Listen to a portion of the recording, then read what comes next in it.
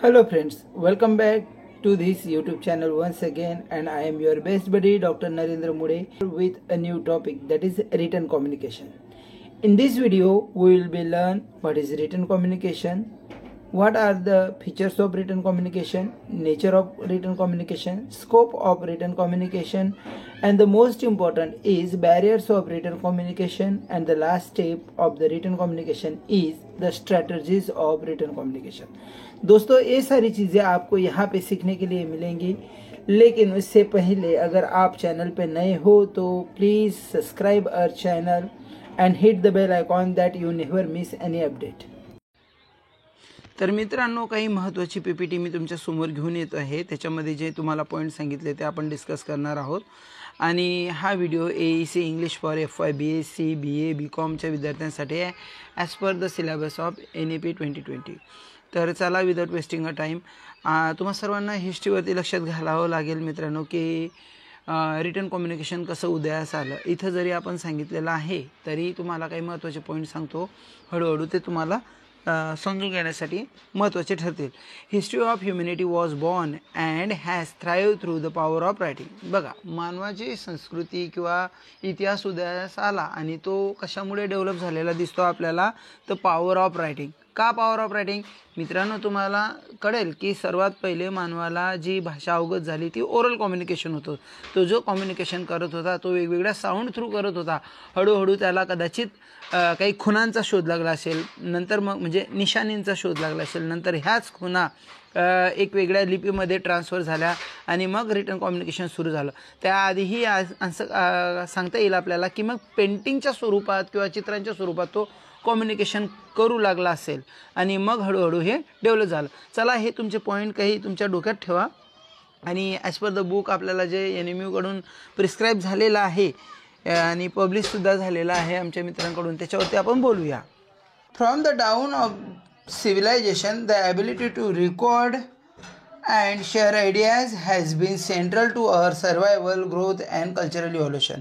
याचा अर्थ असा आहे मित्रांनो की आपण जसं आपल्या कल्चरची, सिव्हिलायझेशनची, संस्कृतीची वाढ व्हायला लागली ना, तेव्हापासूनच असं लक्षात येते की आपण वेगवेगळ्या आयडियाज वगैरे आपण शेअर करतो आहे, आचारविचार शेअर करतो आहे. आणि हे सर्वात जास्त मोठ्या प्रमाणात का होते, तर हे शेअर होण्याच्या मागचं सर्वात मोठं कारण आहे रिटन कम्युनिकेशन.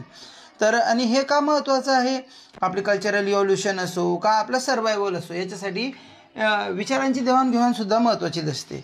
पण सर्वात महत्त्वाचं आपण पुढचं वाक्य असं म्हणतो आहे की the earliest human conveyed their experiences and told stories by painting hunting scenes on the cave walls, preserving their way of life for future generation. एखाद्या जनरेशनची माहिती पुढच्या जनरेशनला कशी जाते, तर त्याच्यासाठी रिटन कम्युनिकेशन हे सर्वात महत्त्वाचा रोल प्ले करते.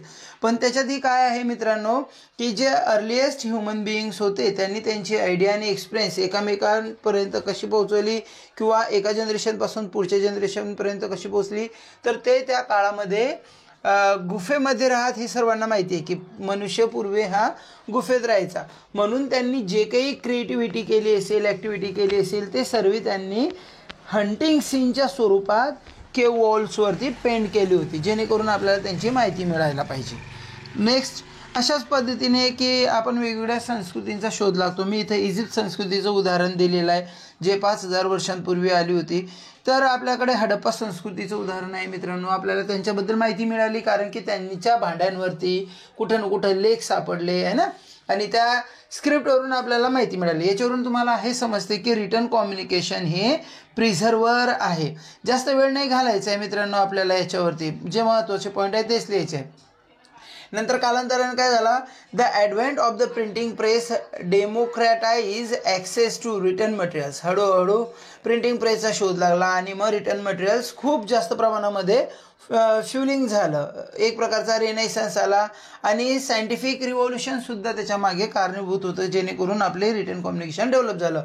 मग काय झालं, टाईपरायटर आहे, कॉम्प्युटर्स आहे आणि डिजिटल कम्युनिकेशन हे सर्वात मोठ्या प्रमाणात आपल्याला मॉडर्न एरियामध्ये वाढलेले दिसतात.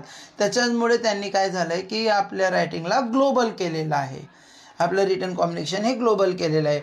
नंतर काय झालं, आपण वेगवेगळं म्हणजे बुवा आपले मेसेज वगैरे हिस्ट्री वगैरे समजायला लागलो आणि अशा पद्धतीने ते डेव्हलपमेंट रिटन कम्युनिकेशनची झालेली आहे. आत्ता जो महत्त्वाचा मुद्दा आहे मित्रांनो, तो तुम्हाला कदाचित परीक्षेमध्ये 5 मार्काचा क्वेश्चन असा सुद्धा येऊ शकतो की right the nature of written communication, otherwise right the scope of written communication and the another point is what are the features of written communication. हे सर्व तुम्हाला येऊ शकते.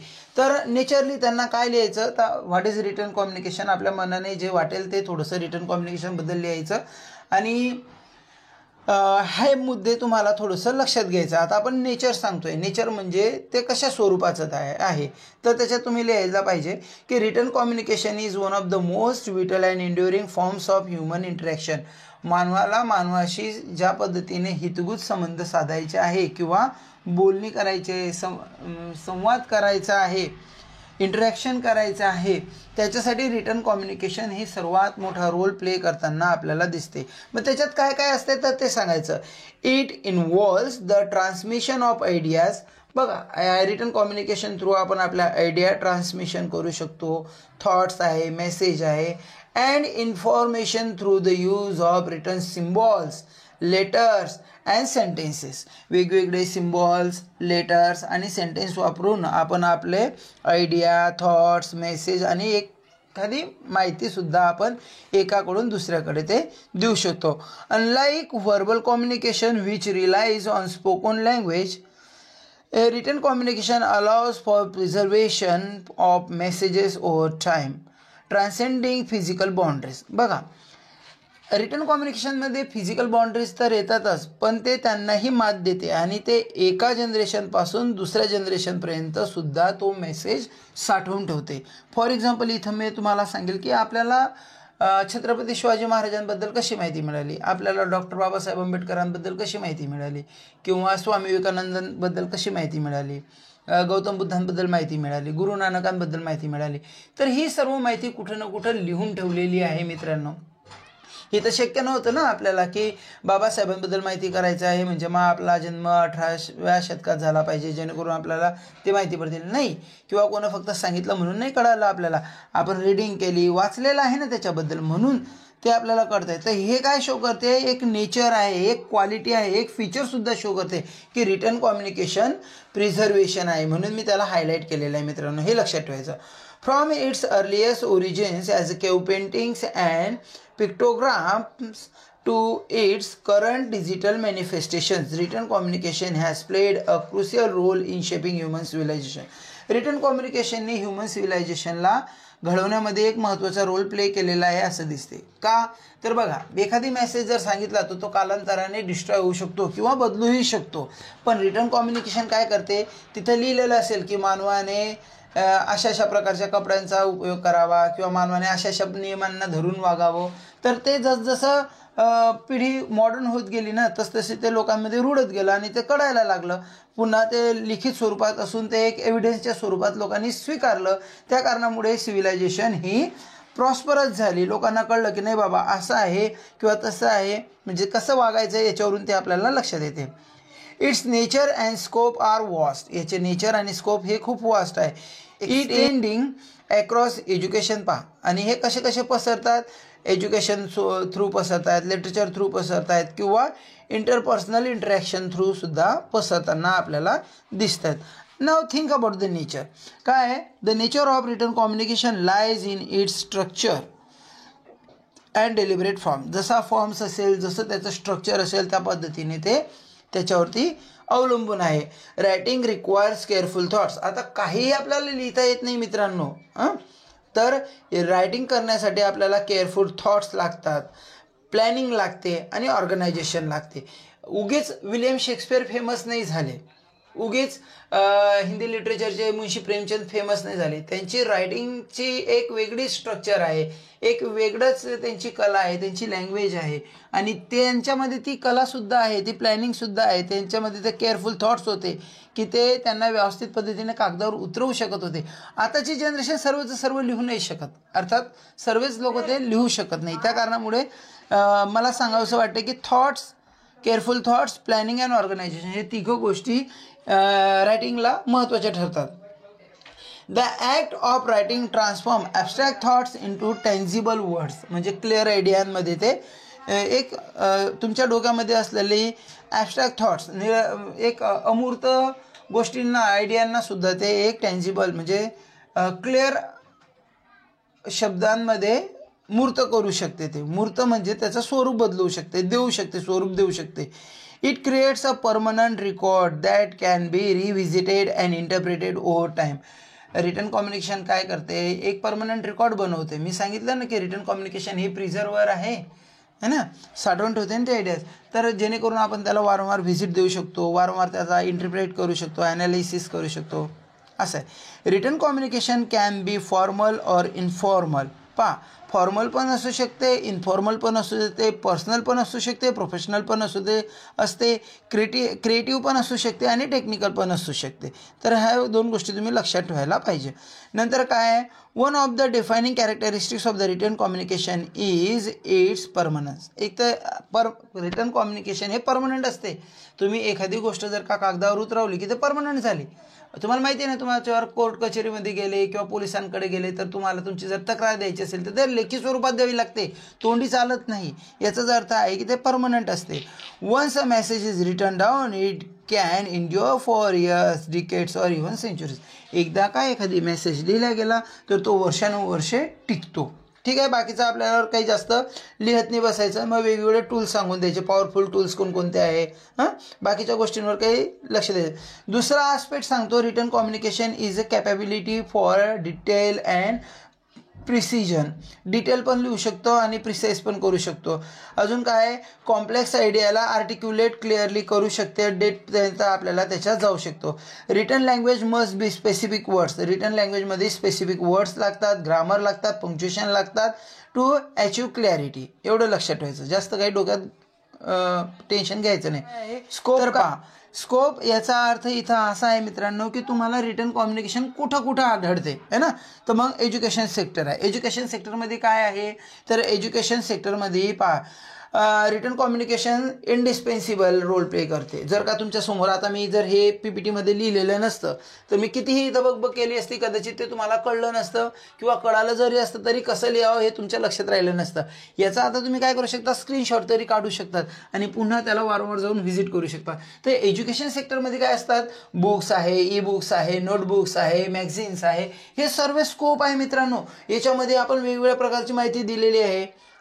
काही रिसर्च पेपर्स आहेत, मी ते क्लिअर करतो तुम्हाला.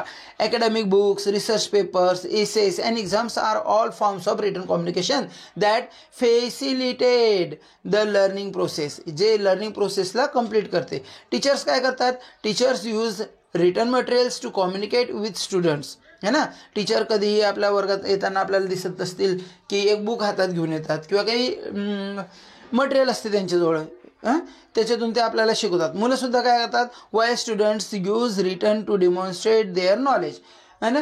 ते सुद्धा त्यांचं नॉलेज दाखवण्यासाठी रिटन टेस्ट देतात. द राईज ऑफ देतात आणि मग अंडरस्टँडिंग होते त्यांना.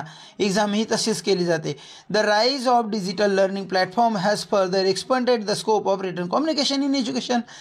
Online courses, e books and academic journals to be access by the learners world wide. आता हे सर्व तुम्ही टाकू शकतात मित्रांनो, याला मला काही जास्त डिटेल माहिती देण्याची गरज नाही.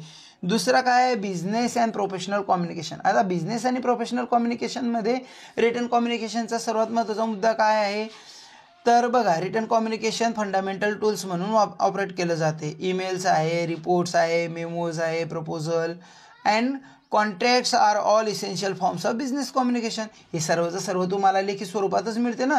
Clear and effective writing is a critical in conveying ideas. एकदम आयडिया जर का एक कन्व्हे करायचं असेल तर रायटिंग थ्रू कन्व्हे करता येतो.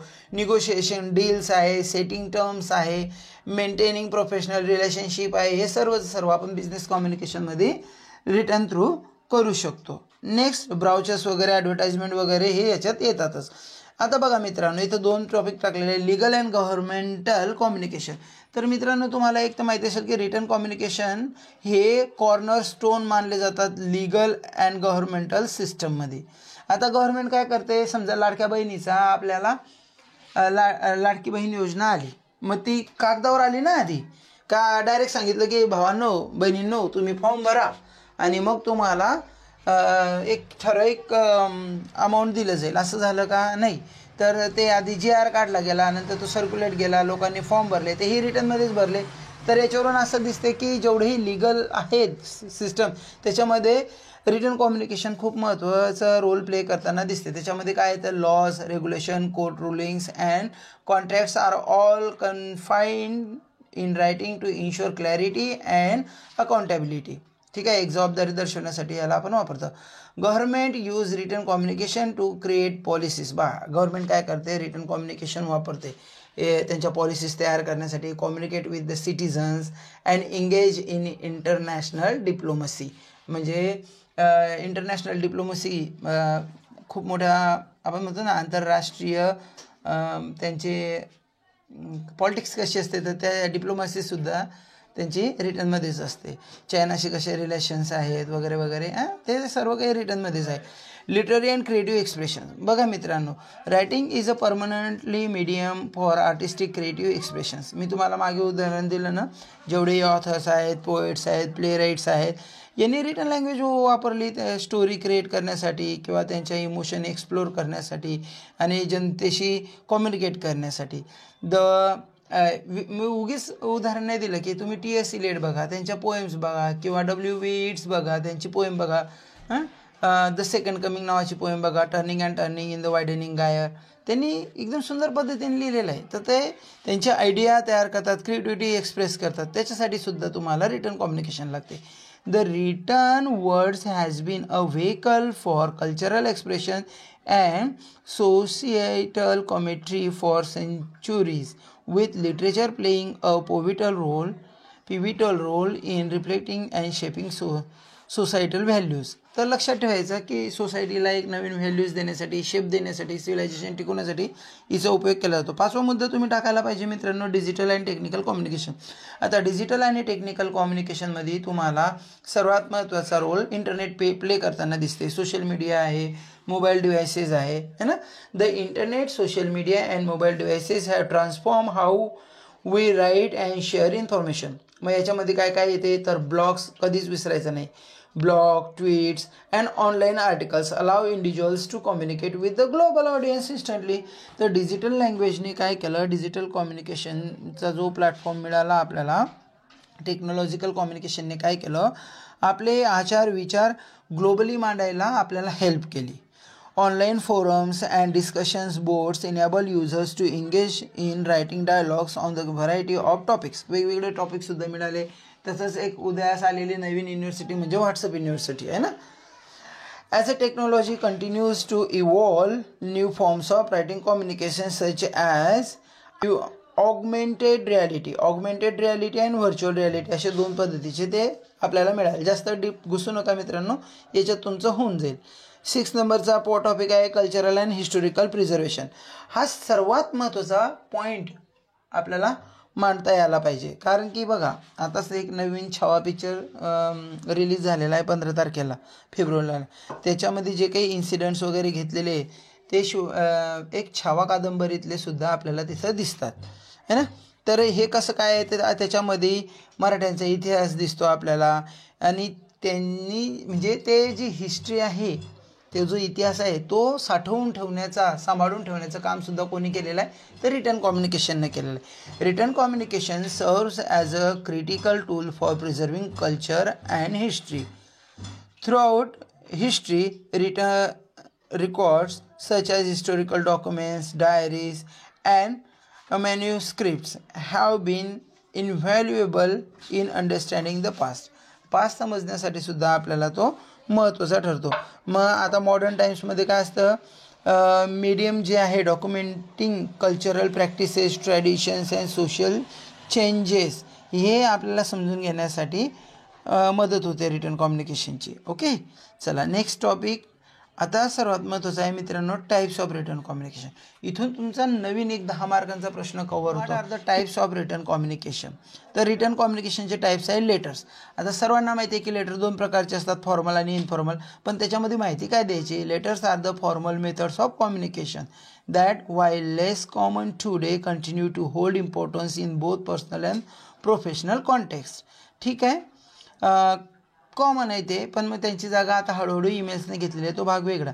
मग लेटरची माहिती द्यायची मित्रांनो. Personal letters are still cherish for their sentimental values. Personal letters काय असतात, तर आपण पर्सनल लेटर्समध्ये आपले सेंटिमेंटल व्हॅल्यूज दाखवू शकतो, आपलं लव दाखवू शकतो, एखाद्याबद्दल असलेल्या अभिनंदन दर्शवू शकतो, कॉंग्रॅच्युलेशन करू शकतो. म्हणूनच त्याला आपण हार्टलेट मेसेजेस म्हटलेलं आहे ना, हार्टफेल्ट मेसेजेस म्हटलेलं आहे. Professional letters, on the other hand, remain vital for official corresponding, including job applications, recommendations, letters, and formal business communication. तर पर्सनल लेटरसुद्धा आहेत, पण ते शाळांमध्ये वापरले जातात, स्कूल आहेत, बिझनेस आहे, बँक आहे, इतर ठिकाणी त्यांचा उपयोग आपल्याला करताना दिसतात लोक. नेक्स्ट आहे ईमेल्स. तर ईमेल्स मी तुम्हाला सांगितलं की लेटर्सची जागा ईमेल्सने घेतलेली आहे, पण ईमेल्स आजही एव्हिडन्स म्हणून वापरले जातात. Emails have largely replaced letters in business and personal communication due to their speed and convenience. कसं असते, लेटर आज टाकलं तर कदाचित 2-3 दिवसांनी मिळेल, मात्र ईमेल्स काय आहे, आता गेला की अवघ्या काही सेकंदांमध्ये तो समोरच्याच्या डेस्कवरती जातो, आणि त्याच्यामुळेच हे ईमेल्स हे खूप सर्वात जास्त पसंत केले जात आहेत आजकाल. Professional emails are essential in business for task such as setting meetings. बघा, मग ईमेल्स कशासाठी वापरले जात आहे, तर मीटिंग करण्यासाठी, निगोशिएटिंग डील्स आहे, अपडेटिंग टीम मेंबर्स आहे, आपले जे टीम मेंबर्स आहेत त्यांना जर का अपडेट करायचं असेल एखाद्या इव्हेंटबद्दल किंवा मीटिंगबद्दल, तर याच्यासाठी आपण हे वापरतो. पर्सनल ईमेलसुद्धा आहेत. पर्सनल ईमेल तुम्हाला माहिती आहे वेगवेगळ्या प्रकारसाठी वापरले जातात, जसं फ्रेंड्स अँड फॅमिलीसाठी लिहितात आपण. सर्वात महत्त्वाचा थर्ड टाईप आहे रिपोर्ट रायटिंग. तर रिपोर्ट काय करतात मित्रांनो, रिपोर्ट्स हे सध्या फॉर्मल आहे, म्हणजे नेहमी फॉर्मल असतात. Reports are formal structure documents use to present data present करण्यासाठी रिपोर्ट लिहिले जातात. रिसर्च फाइंडिंग्स किंवा analysis of business reports offer insight on company performance. एखादी कंपनी जर का त्याच्या प्रोडक्शनचा रिपोर्ट देत असेल, किती प्रोडक्शन केलं गेलं आणि त्याचा खपत किती झाली, तर याच्यावरून त्याच्यामध्ये होत असलेला फायदा नुकसान, आणि ते फायदा नुकसान म्हणजे नुकसानापासून वाचण्यासाठी काय करावं लागेल, ह्या सर्व गोष्टींचा माहिती मिळवण्यासाठी आपल्याला रिपोर्टचा उपयोग केला जातो. While academic reports document research findings in education, technical reports used in scientific or engineering fields require precise language to convey complex data or experimental result. आता रिपोर्ट्समध्ये सर्वात महत्त्वाचं की लुसिड लँग्वेज असली पाहिजे. लुसिड लँग्वेज म्हणजे सर्वसाधारण लोकांना समजेल अशी लँग्वेज वापरायला पाहिजे. मग ते एज्युकेशनल फील्डमध्ये सुद्धा आहेत. ह्या रिपोर्ट्स तुम्हाला रिसर्च करण्यासाठी किंवा केलेला रिसर्च समजून घेण्यासाठी सुद्धा उपयुक्त ठरतात. अशाच पद्धतीने लिहा मित्रांनो, किंवा सोप्या भाषेत तुम्ही लिहू शकतात. नेक्स्ट आहे blog writing.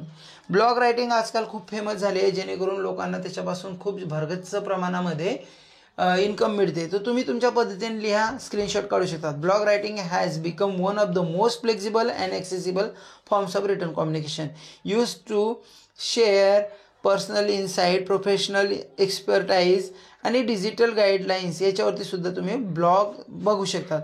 Blogs can serve as a personal journals where individuals documents life experience, or they can be professional blogs focus on the industry of optical attracting reader, or they can hang authority in the particular field. मित्रांनो, blogs हे वेगवेगळ्या पद्धतीचे आहेत. कोणी एंटरटेनमेंटसाठी करते आहे, कोणी त्यांचे पर्सनल एक्सपिरियन्स शो करते आहे, कोणी छोट्या छोट्या वेब सिरीज जशा खूप पॉप्युलर झाल्या आहे, तसं आता वेब रायटिंग म्हणजे छोट्या छोट्या स्टोरीज, शॉर्ट स्टोरीज ब्लॉगमध्ये खूप मोठ्या प्रमाणात आपल्याला फेमस होताना दिसत आहेत. 5वा प्रकार आहे नोट मेकिंग, नोट टेकिंग. एखादं लेक्चर, आपण प्रत्येकजण लेक्चरला जातो, आणि note making is a crucial tools for organising information commonly use in academic and professional context. Note making कुठे वापरलं जातं, तर एखादी ऑर्गनायझेशन असेल तिथं जर का मीटिंग झाली, किंवा आपण एज्युकेशन सेक्टरमध्ये याला पाहतोच, प्रोफेशनल कॉन्टेक्स्ट म्हणून याला वापरलं जातं. तर एखाद्या इंडिव्हिज्युअल्सला रेकॉर्ड घेण्यासाठी, की पॉईंट्स लक्षात ठेवण्यासाठी, किंवा एखाद्या ठिकाणी मीटिंग झाली त्याच्यामध्ये काय डिस्कशन झालं त्याचे महत्त्वाचे मुद्दे काढण्यासाठी नोट मेकिंग वापरली जाते. नोट मेकिंग आणि नोट टेकिंग हा एक पार्ट आहे, आपल्याला याच्यातच शिकायचा आहे, तो करू. आणि मग याच्याने काय काय होतं तर टाईम सेव्हिंग आहे, की आयडियाज लक्षात राहतात, आणि पटकन आयडिया लक्षात राहिल्या कारणामुळे आपल्याला एक्सप्लेन करायला सोप्या जातात. अशा पद्धतीने याला लिहू शकतात. 6 आहे memos and circulars. Memos and circulars are brief. एक छोटेसे असतात ते, कमी याच्यात. जर का कोणी चुकलं तर त्याला मेमो दिला जातो सर्व्हिसमध्ये. आणि सर्क्युलर म्हणजे जर का कोणाचा पगार वाढवायचा आहे, 6वा वेतन आयोग लागला, 7वा वेतन आयोग लागला, असे वेगवेगळे सर्क्युलर येत असतात. किंवा परीक्षा अशा घ्यायच्या, NEP लागू करायची, हे सर्क्युलर आहे सर्व. तर अशा पद्धतीने हे सर्क्युलर येत असतात, त्याच्यासाठी हे महत्त्वाचे असतात, ते समजून घ्यायला पाहिजे. 4 लाईन आहे फक्त, 4 ते 5, ते वाचून सांगतो. Memos and circulars are brief formal documents use in organizations to communicate specific information internally. एक छोटीशी स्पेसिफिक महत्त्वाची इन्फॉर्मेशन देण्यासाठी यांचा उपयोग केला जातो. Memos are often directed towards the individuals or smaller groups within a company to inform them about policies. Memos खास करून त्यांना पॉलिसीबद्दल जागृत करण्यासाठी, अपडेट्स ठेवण्यासाठी, किंवा नवीन प्रोसिजर्स आलेले त्याच्यासाठी वापरावं लागतं. तर सर्क्युलर काय करतात, typically described widely within the organizations, typically distributed widely within the an organization. सर्व मोठ्या प्रमाणामध्ये यांना सर्क्युलेट केले जातात, ऑर्गनायझेशनमध्ये असतील किंवा पूर्ण याच्यामध्ये असतील. आणि जे अनाऊन्समेंट असतील किंवा काही चेंजेस झालेले असतील किंवा अपकमिंग इव्हेंट असतील त्यांच्याबद्दल माहिती याच्यात दिली जाते. नेक्स्ट टॉपिक आहे तुमचा नोटीस अँड अजेंडा. मित्रांनो, नोटीस रायटिंग काय आहे, अजेंडा रायटिंग काय आहे, हे तर मी तुम्हाला सांगितलंच आहे पूर्वी पण सांगतो. जर नोटीस, एखाद्या संस्थेची जर मीटिंग असेल तर तिच्यामध्ये जास्तीत जास्त माहिती देण्यासाठी आपण नोटीसचा उपयोग करतो. की आज बुधवार आहे, समजा एक प्रकारे बुधवार आहे, 25 फेब्रुवारी किंवा 25 फेब्रुवारीला सर्वांची मीटिंग आहे, ते नोटीस थ्रू तुम्हाला दर्शवलं जाईल. A notice is an official written announcement to inform members of groups about and upcoming events. याच्या थ्रू तुम्हाला upcoming events, meetings and important मॅटरबद्दल माहिती दिली जाते. Notices are used in school, offices and organizations to ensure everyone is aware of pertinent informations. एक particular information बद्दल ते aware करते. तर अजेंडा काय करतात, agendas on the other hand are detailed plans for what will be discuss or addresses in meeting. मीटिंगमध्ये काय काय होणार आहे, कोण कोण हजर राहणार आहे, याच्याबद्दल पूर्ण माहिती दिली जाते. Agendas provided structures and clarity to ensure that the meeting stay on topic and that important matters are covered. कोणकोणते इम्पॉर्टंट टॉपिक कव्हर्ड केले जाणार आहे त्याच्याबद्दल माहिती. मिनिट्स ऑफ मीटिंग झाल्यानंतर मीटिंगमध्ये काय काय डिस्क्राईब झालं हे सर्व त्याचं आहे. मग बुक्स आहेत, न्यूजपेपर आहे, मॅगझिन आहे, सोशल मीडिया आहे, पॉईंट्स आहे, ब्लॉग्स आहे, इन्स्टंट मेसेजिंग अँड टेक्स्ट, हे सर्व तुमचे काय आहेत मित्रांनो, हे सर्वेचे सर्व तुमचे टाईप्स ऑफ रिटन कम्युनिकेशन आहे.